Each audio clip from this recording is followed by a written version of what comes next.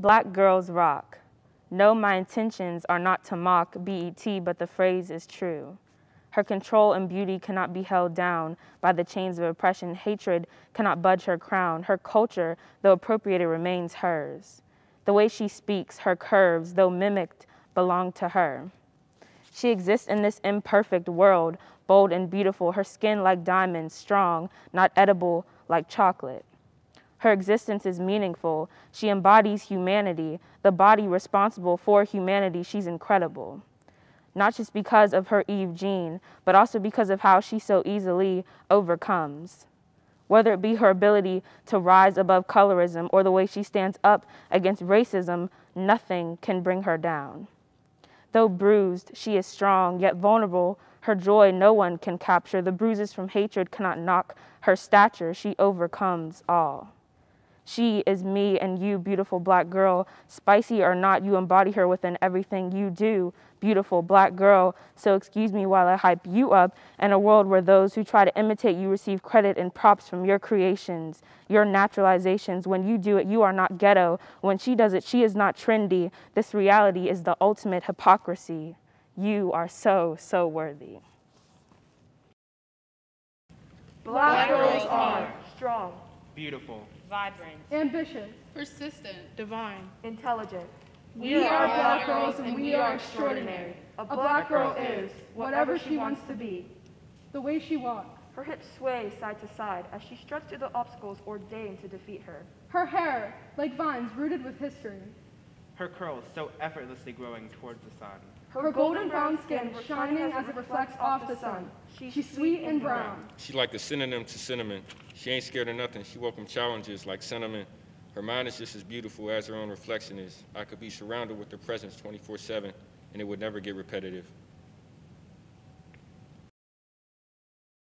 Dear Black women, wipe your tears and straighten your crown. Lift your head and realize your beauty is more than gold, so fix your frown. The world does not see you in all of your glory because the world only recognizes your pain. They copy your swag and now it's a trend. They steal from you and call it good friends. But I see you. I see your power and the weight on your shoulders. I see you. I see the creations rooted in your blood that they don't even acknowledge you for. I see you. I see the hate you brush off with every pop, drop, and lock of your hits. I see you. One day, they will see you just as I do. Dear Black girls. Oh, sweet child, life has yet to hit you. One day you will realize your tiara, a crown, and you will wear it proudly. But until then, just know that I see you. You are not too dark for that dress. Your skin and that dress are a match made from the gods. Your skin is like fire that burns through the halls, waiting for the time where they see how bright you are. I see you. Your body is not too grown and your hair is not untamed. You are a work of art just waiting to be framed. I see you. Like the ocean you roar, but no one listens. Brown eyes like the trees, as you see they glisten. I hear you. I feel you rising as your shape changes with every season. In case anyone forgot to tell you today, you are perfectly perfect. Dear world, you are looking in a tinted window. Just know, we see you, and we see each other.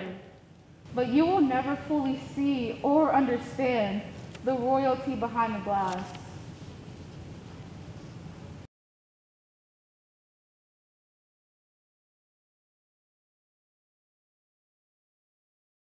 I reflect the world don't reflect me. I don't say that respectfully. You see, ball's in my court, so come correct and check with me. I was born as a form of expression for poor blacks, yet in today's day and age, the origin lacks. I served as a father to the fatherless. I gave them strength and confidence. Then the white man captured my congregation and recrafted my fragile foundation.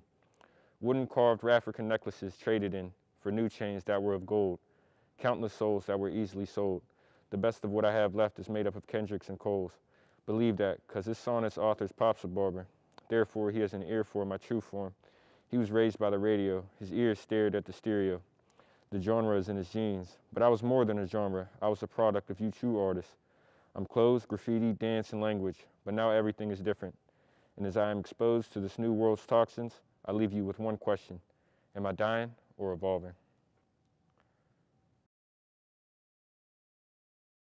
Our hair is strong, able to withstand all the pressure. Our hair is beautiful, despite society trying to tell us that it's not. Our hair is history, leading us to freedom and rediscovering our ancestry. Our hair is able to grow and leave behind toxic mindsets of the past. Our hair is natural. Our hair is extraordinary. Our hair is us. We made our own language. Not given a choice, We spoke amongst ourselves. denied the right to a voice, How were we to communicate? and fill the void, The silent screams of 400 years. and more. Learning the foreign language became a chore. So we made our own language. You claim we are uneducated, But you didn't teach. so practice what you preach, Y'all laugh at how we speak? but use it to your advantage? With a T. But we made our own language. So ghetto. And unprofessional. That's what you call it. You turn around and use our words. Call that a microaggression kit. Wait, which one? As a matter of fact, we made our own language. Our voices echo. Our ancestors sing. We are the creators of many modern things. As the builders of this nation, This is an informative way to tell you, we are and have always been. the ghostwriters of your conversations. So this is nothing new. Oh, we kind of made our own language. Your street style derives from my culture, created by my people. Before you wore it, we rocked it, but y'all got it. When you wear it, remember who wore it first. Because when we wear baggy clothes, J's, long colorful nails, and hoops, we were ghetto and thugs. When you wear it, you're cool and trendy, but this double standard is usually swept under the rug. This idea of credit is crucial. So excuse me while I give my people, my culture, credit and recognition for their role in so many major fashion trends, so that many of you can comprehend how pop culture ascends from Black culture. What is now drip, like street style and vintage fashion, came from my culture, snatched away by fashion vultures that are not Black.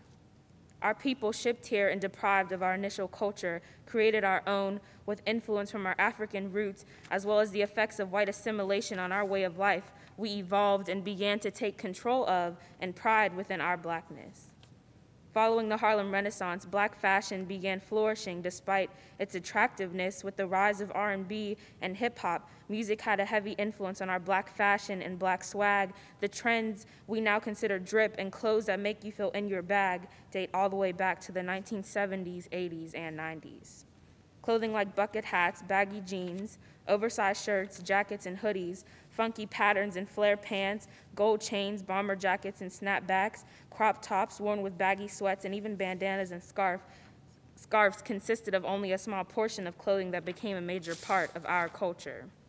That is my Black culture. Though it was not pleasing to white America then, it is somehow popular now, but only after y'all hopped on the wave and threw it on. Wow. So the next time you wear it, remember who rocked it first.